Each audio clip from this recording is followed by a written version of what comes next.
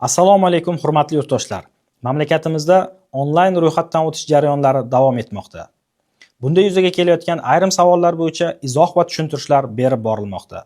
Nima uchun savolnomada uy qanday materialdan qurilgani va hojatxona sharoitigacha so'ralmoqda. Barcha davlatlarda bunday ko'lamdagi yirik ro'yxatga olish tadbirlarini o'tkazish Birlashgan Millatlar Tashkilotining aholishunoslik jamg'armasi va boshqa xalqaro tashkilotlar tavsiyalariga ko'ra ishlab chiqilgan savolnomalar asosida o'tkaziladi. Uy joyning qanday materialdan qurilgani va hojatxona sharoiti kabi savollar aholining yashash sharoitlarini xolis va to'g'ri baholash maqsadida kiritilgan.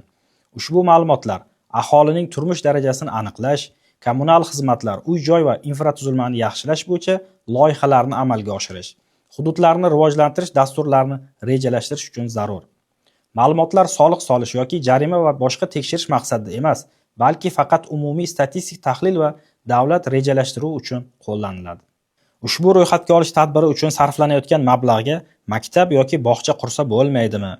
Nega ushbu tadbirni o'tkazish kerak? Ro'yxatga olish davlatning strategik rejalashtirishi uchun asosiy axborot manbai hisoblanadi.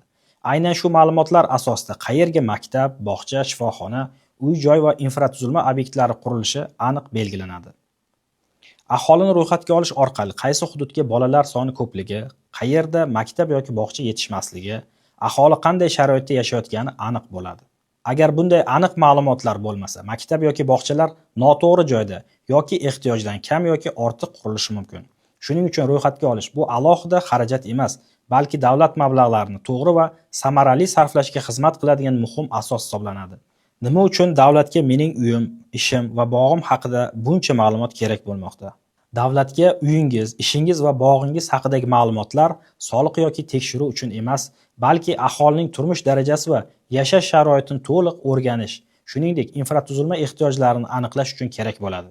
Bu ma'lumotlar orqali qaysi hududda uy joy va kommunal xizmatlar yetishmaydi, aholi turmush darajasi qanday va bolalar maktabi, bog'cha yoki qishloq xo'jaligi infratuzilmasini qayerda rivojlantirish kerakligi aniqlanadi.